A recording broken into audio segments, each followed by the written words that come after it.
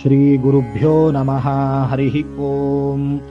ಸುಮುಖೌ ಸುಂದರತರೌ ಸುನಾಸೌ ಸುಖಚಿತ್ತನೂ ಸುರಾರಾಧಿತ ಪಾದಾಬ್ಜೌ ರಮಾ ನಾರಾಯಣೌ ಸ್ತುಮಃ. ಸುಧರ್ಮೇಂದ್ರ ಕರಾಬ್ಜೋತ್ಥಂ ಸುವಿದ್ವನ್ಮಣಿರಾಜಿತಂ ಸುಮೃಷ್ಟಾನ್ನ ಪ್ರದಾತಾರಂ ಸುಗುಣೇಂದ್ರ ಗುರುಂ ಭಜೆ. ಶ್ರೀ ಗುರುಭ್ಯೋ ನಮಃ. ಹರಿ ಓಂ.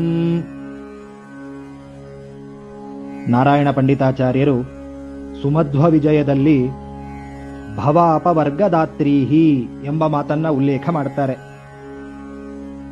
ಅಂದ್ರೆ ಸಂಸಾರದಲ್ಲಿ ಬಿದ್ದು ಒದ್ದಾಡ್ತಾ ಇದ್ದೇವೆ, ಸಂಸಾರದಲ್ಲಿ ನಾನಾ ವಿಧವಾದ ರೋಗಗಳಿಂದ ದುಃಖಗಳಿಂದ ಕಷ್ಟಪಡ್ತಾ ಇದ್ದೇವೆ.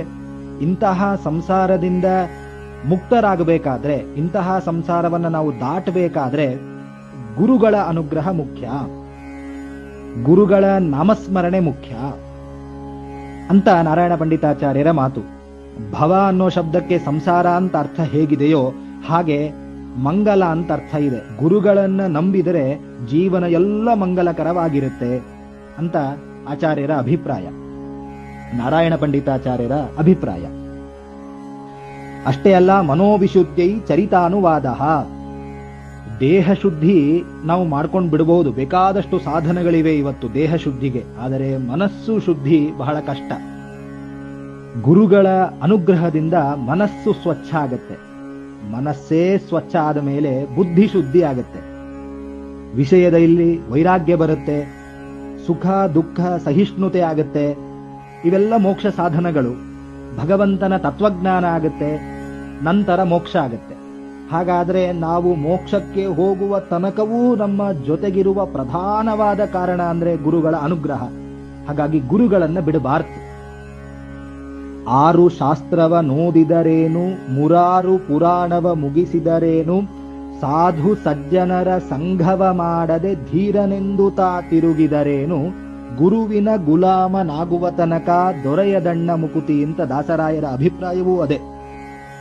ಹಾಗಾಗಿ ಅಂತಹ ಗುರುಗಳು ಹಂಸನಾಮಕ ಪರಮಾತ್ಮನ ಸಾಕ್ಷಾತ್ ಪರಂಪರೆಯಾಗಿರ್ತಕ್ಕಂತಹ ಜಗದ್ಗುರು ಮಧ್ವಾಚಾರ್ಯರ ಪರಂಪರೆಯಾಗಿರ್ತಕ್ಕಂತಹ ಮೂಲ ಮಹಾ ಸಂಸ್ಥಾನ ಶ್ರೀ ರಾಘವೇಂದ್ರ ಸ್ವಾಮಿಗಳವರ ಮಠದ ಪರಂಪರೆಯಲ್ಲಿ ಬಂದಿರತಕ್ಕಂತಹ ಮಹಾ ತತ್ವಜ್ಞಾನಿಗಳಾದ ಶ್ರೀ ಸುಗುಣೇಂದ್ರ ತೀರ್ಥ ಶ್ರೀಪಾದಂಗಳವರ ಆರಾಧನಾ ಸುದಿನ. ಸುಗುಣೇಂದ್ರ ತೀರ್ಥ ಶ್ರೀಪಾದಂಗಳವರ ಗುರುಗಳು ಸುಧರ್ಮೇಂದ್ರ ತೀರ್ಥ ಶ್ರೀಪಾದಂಗಳವರು. ಗುರು ಮತ್ತು ಶಿಷ್ಯರು ತಮ್ಮ ಹೆಸರುಗಳಿಂದಲೇ ಜಗತ್ತಿಗೆ ದೊಡ್ಡ ಸಂದೇಶವನ್ನ ನೀಡಿದ್ದಾರೆ. ಏನು? ಸುಧರ್ಮೇಂದ್ರ ತೀರ್ಥರು, ಹೆಸರಿನಲ್ಲಿ ಧರ್ಮ ಇದೆ. ಗುರುಗಳು ಸಂದೇಶವನ್ನ ಕೊಟ್ಟರು, ಧರ್ಮವನ್ನ ಯಾವತ್ತೂ ಬಿಡಬಾರ್ದು, ಧರ್ಮವನ್ನ ಮಾಡ್ರಿ ಅಂತ. ಧರ್ಮವನ್ನ ಯಾಕೆ ಮಾಡಬೇಕು, ಏನು ಉಪಯೋಗ ಅಂತ ನಾವು ಪ್ರಶ್ನೆ ಕೇಳ್ತೇವೆ. ಅದಕ್ಕೋಸ್ಕರ ಶಿಷ್ಯರು ಬಂದ್ರು. ಸುಗುಣೇಂದ್ರ ತೀರ್ಥ ಶ್ರೀಪಾದಂಗಳವರು, ಅವರ ಹೆಸರಿನಲ್ಲಿಯೇ ಸಂದೇಶ ಇದೆ, ಹೆಸರಿನಲ್ಲಿಯೇ ಸಂದೇಶ ಅಡಗಿದೆ. ಏನು ಅಂದ್ರೆ ಎಲ್ಲ ಸದ್ಗುಣಗಳಿಗೆ ಅವರು ರಾಜರು. ಯೇ ಗುಣಾನಾಮ ಜಗತ್ ಪ್ರಸಿದ್ಧಾ ಯಂ ತೇಷು ತೇಷು ಸ್ಮ ನಿದರ್ಶಯಂತಿ. ಹನುಮಂತ ದೇವರ ಹತ್ತಿರ ಎಲ್ಲ ಗುಣಗಳು ಇದ್ವು. ಅಂತಹ ವಾಯುದೇವರ ಅವತಾರ ಭೂತರಾದ ಶ್ರೀ ಮಧ್ವಾಚಾರ್ಯರ ಕೃಪಾಪಾತ್ರರು ಸುಗುಣೇಂದ್ರ ತೀರ್ಥ ಶ್ರೀಪಾದಂಗಳವರು. ಒಳ್ಳೆ ಒಳ್ಳೆ ಗುಣಗಳು ಶ್ರೀಪಾದಂಗಳವರ ಹತ್ತಿರ ಇದ್ದು. ಯಾಕೆ? ಧರ್ಮ ಇತ್ತು ಅವರ ಹತ್ರ. ಆಮೇಲೆ ಸುವಿದ್ವನ್ ಮಣಿರಾಜಿತಂ.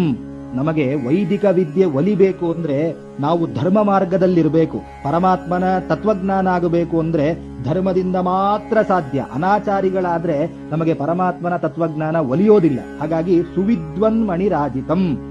ಸುಗುಣೇಂದ್ರ ತೀರ್ಥರು ಒಳ್ಳೆ ಶಾಸ್ತ್ರಜ್ಞಾನ ಅವರಲ್ಲಿತ್ತು ಮತ್ತು ಎಲ್ಲರಿಂದಲೂ ಮಾನ್ಯರಾಗಿದ್ರು ಸುಗುಣೇಂದ್ರ ತೀರ್ಥ ಶ್ರೀಪಾದಂಗಳವರು. ಅದು ಕೂಡ ಧರ್ಮದಿಂದ ಆಗ್ತಕ್ಕಂಥದ್ದು.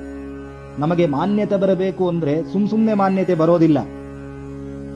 ಅಷ್ಟೇ ಅಲ್ಲ, ಸುಮೃಷ್ಟಾನ್ನ ಪ್ರದಾತಾರಂ. ಸುಗುಣೇಂದ್ರ ತೀರ್ಥ ಶ್ರೀಪಾದಂಗಳವರ ಮಹಿಮೆಯಲ್ಲಿ ಅದ್ಭುತವಾಗಿರ್ತಕ್ಕಂತಹ ಅಂಶ ಇದು. ಯಾಕೆ? ಜಗತ್ತಿಗೆ ಕ್ಷಾಮ ಬಂದಿರುತ್ತೆ. ಆ ಇಡೀ ಜಗತ್ತಿನ ಕ್ಷಾಮವನ್ನ ಸುಗುಣೇಂದ್ರ ತೀರ್ಥ ಶ್ರೀಪಾದಂಗಳವರು ಪರಿಹಾರ ಮಾಡಿದ್ರು. ಮಳೆ ಇಲ್ಲ, ಬೆಳೆ ಇಲ್ಲ, ಎಲ್ಲ ಜನರ ಕಷ್ಟವನ್ನ ಪರಿಹಾರ ಮಾಡಿದ್ದಾರೆ. ಹೇಗೆ? ಅವರ ಮಠದ ಆಸ್ತಿಯನ್ನ ಮಾರಿ ಪರಿಹಾರ ಮಾಡಿದ್ದಾರೆ.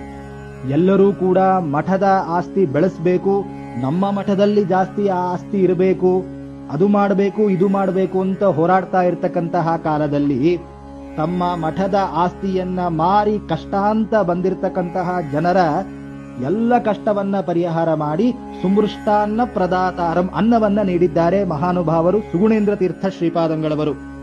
ಎಂತಹ ದೊಡ್ಡ ಕಾರ್ಯ! ಇಲ್ಲಿ ಗಮನಿಸಬೇಕಾದ ಅಂಶ ಒಂದಿದೆ. ನಮ್ಮಲ್ಲಿ ಧರ್ಮ ಇತ್ತು ಅಂತಾದ್ರೆ, ನಾವು ಧರ್ಮದ ಮಾರ್ಗದಲ್ಲಿದ್ವಿ ಅಂತಾದ್ರೆ ಮಾತ್ರ ಪರಮಾತ್ಮ ನಮಗೆ ಮೃಷ್ಟಾನ್ನವನ್ನ ಕೊಡ್ತಾನೆ. ಎಲ್ಲಿದ್ರೂ ನಮಗೆ ಅನ್ನ ಕೊಡ್ತಾನೆ ಪರಮಾತ್ಮ.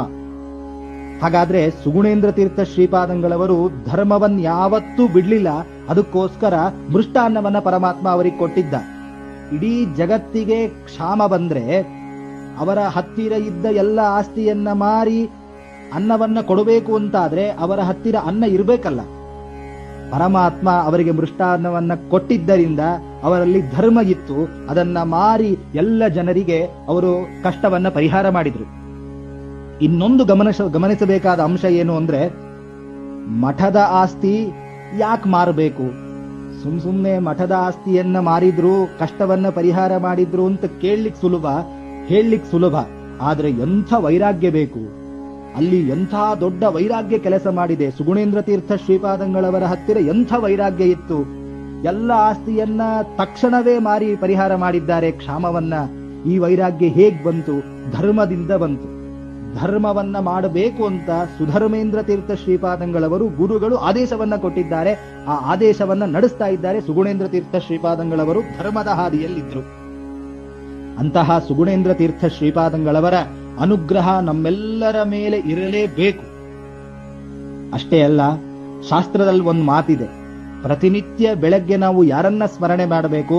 ಪ್ರತಿನಿತ್ಯ ಬೆಳಗ್ಗೆ ನಾವು ಯಾರ ಮುಖವನ್ನ ನೋಡಬೇಕು ಅಂದ್ರೆ, ಕಪಿಲಾಂ ದರ್ಪಣಂ ಭಾನುಂ ಭಾಗ್ಯವಂತಂಚ ಭೂಪತಿಂ ಆಚಾರ್ಯಂ ಅನ್ನದಾತಾರಂ ಪ್ರಾತಃ ಪಶ್ಯೇತ್ ಪತಿವ್ರತಾಂ ಅಂತ ಒಂದು ಮಾತು. ಎಷ್ಟು ಸುಂದರವಾದ ಮಾತು ಅಂದ್ರೆ, ಬೆಳಗ್ಗೆ ಎದ್ದು ಯಾರ ಮುಖವನ್ನ ನೋಡಬೇಕು ಅಂದ್ರೆ ಆಚಾರ್ಯಂ ಅನ್ನದಾತಾರಂ.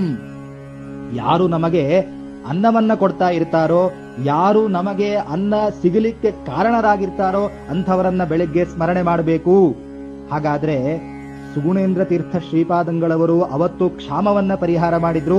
ಆ ಕ್ಷಾಮದಲ್ಲಿ ನಮ್ಮ ಪೂರ್ವಜರು ಸಿಕ್ಕಿ ಹಾಕಿಕೊಂಡಿರಬಹುದು, ನಿಮ್ಮ ಪೂರ್ವಜರು ಸಿಕ್ಕಿ ಹಾಕಿಕೊಂಡಿರಬಹುದು.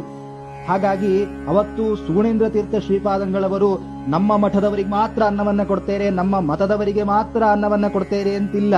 ಮಠಾತೀತವಾಗಿ ಮತಾತೀತವಾಗಿ ಬಂದ ಭಕ್ತರ ಕಷ್ಟಗಳನ್ನೆಲ್ಲ ಪರಿಹಾರ ಮಾಡಿದ ಮಹಾನುಭಾವರು ಸುಗುಣೇಂದ್ರ ತೀರ್ಥ ಶ್ರೀಪಾದಂಗಳವರು ನಮ್ಮೆಲ್ಲರಿಗೂ ಅನ್ನ ಪ್ರದಾತೃಗಳಾಗಿದ್ದಾರೆ.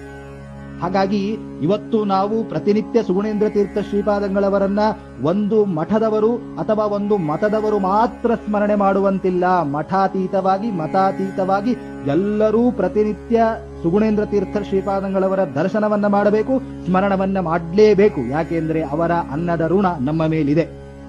ಹಾಗಾಗಿ ಅಂತಹ ಸುಗುಣೇಂದ್ರ ತೀರ್ಥ ಶ್ರೀಪಾದಂಗಳವರು ಸುಮೃಷ್ಟಾನ್ನ ಪ್ರದಾತೃಗಳಾಗಿದ್ದಾರೆ. ಮಹಾಮಹಿಮರು, ಮಹಾ ತತ್ವಜ್ಞಾನಿಗಳು.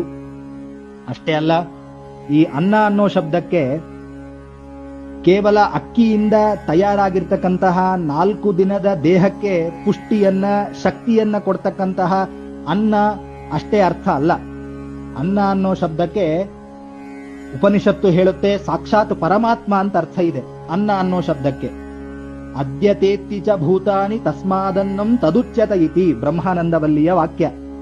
ಹಾಗಾದ್ರೆ ಸುಮೃಷ್ಟಾನ್ನ ಪ್ರದಾತಾರಂ, ಅನ್ನ ಪ್ರದಾತಾರಂ, ಸಾಕ್ಷಾತ್ ಪರಮಾತ್ಮನನ್ನೇ ತೋರಿಸ್ತಾರೆ ಸುಗುಣೇಂದ್ರ ತೀರ್ಥ ಶ್ರೀಪಾದಂಗಳವರು.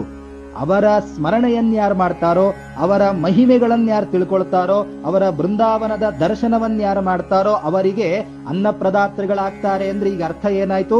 ನಮಗೆ ಸಾಕ್ಷಾತ್ ಪರಮಾತ್ಮನ ಮಹಿಮಾ ಜ್ಞಾನವನ್ನ ತಂದು ಕೊಡ್ತಾರೆ, ಸಾಕ್ಷಾತ್ ಪರಮಾತ್ಮನನ್ನ ತೋರಿಸ್ತಾರೆ ಅಂತ ಅರ್ಥ. ಬೆಳ್ಳಿ, ಬಂಗಾರ, ನಮಗೆ ಆರೋಗ್ಯ, 4 ದಿನದ ದೇಹದ ಪುಷ್ಟತೆ ಎಲ್ಲ ನಮಗೆ ಇತ್ತು ಅಂತಾದ್ರೆ ಅವೆಲ್ಲವೂ ಈ ಜನ್ಮದಲ್ಲಿ ಮಾತ್ರ. ಪರಮಾತ್ಮನ ಜ್ಞಾನ, ಪರಮಾತ್ಮನೇ ನಮಗೆ ಒಲಿದ ಅಂತಾದ್ರೆ ಸಾಕ್ಷಾತ್ ಮೋಕ್ಷಕ್ಕೆ ನಾವು ಹೋಗ್ತೇವೆ.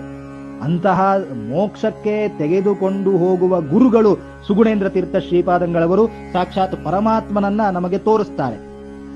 ಅಂತಹ ಗುರುಗಳು, ನಿಜವಾದ ಗುರುಗಳು ಅನ್ನೋ ಶಬ್ದಕ್ಕೆ ಇದೇ ಅರ್ಥ. ಯಾರು ಪರಮಾತ್ಮನ ಜ್ಞಾನವನ್ನ, ಯಾರು ಪರಮಾತ್ಮ ವಿಷಯಕ ಮಹಿಮೆಗಳನ್ನ, ಯಾರು ಪರಮಾತ್ಮನನ್ನ ತೋರಿಸ್ತಾರೋ ಅವರೇ ನಿಜವಾದ ಗುರುಗಳು. ಹಾಗಾಗಿ ಸುಮೃಷ್ಟಾನ್ನ ಪ್ರದಾತೃಗಳಾಗಿದ್ದಾರೆ. ಲೌಕಿಕವಾದ ಅನ್ನವನ್ನೂ ಕೊಡ್ತಾರೆ ಬೇಡಿದ ಭಕ್ತಾದಿಗಳಿಗೆ. ನನಗೆ ಮೋಕ್ಷ ಬೇಕು ಅಂದ್ರೆ ಪರಮಾತ್ಮನನ್ನು ತಿಳಿಸಿಕೊಡ್ತಾರೆ, ಪರಮಾತ್ಮನನ್ನು ತೋರಿಸ್ತಾರೆ. ಅಂತಹ ಮಹಾನುಭಾವರು ನಮ್ಮ ಗುರುಗಳು ಸುಗುಣೇಂದ್ರ ತೀರ್ಥ ಶ್ರೀಪಾದಂಗಳವರು. ದಿವ್ಯವಾದ ರಾಘವೇಂದ್ರ ಸ್ವಾಮಿಗಳ ಮಠದ ಪರಂಪರೆಯಲ್ಲಿ ಬಂದಿರತಕ್ಕಂತಹ ಸುಗುಣೇಂದ್ರ ತೀರ್ಥ ಶ್ರೀಪಾದಂಗಳವರು. ಅವರ ಮೂಲ ಬೃಂದಾವನವನ್ನ ನಾವು ಚಿತ್ತೂರು ಅನ್ನೋ ಊರಿನಲ್ಲಿ ದರ್ಶನ ಮಾಡಿಕೊಳ್ಳಬಹುದು. ಅಂತಹ ಗುರುಗಳು ನಮಗೆ ಆಯುಹು, ಆರೋಗ್ಯ, ಐಶ್ವರ್ಯ, ಆರೋಗ್ಯ ಎಲ್ಲವೂ ಕೊಡ್ಲಿ, ಪರಮಾತ್ಮನ ಜ್ಞಾನವನ್ನ ತಂದು ಕೊಡ್ಲಿ. ಮಹಾಮಹಿಮೋಪೇತರು ಸುಗುಣೇಂದ್ರ ತೀರ್ಥ ಶ್ರೀಪಾದಂಗಳವರು.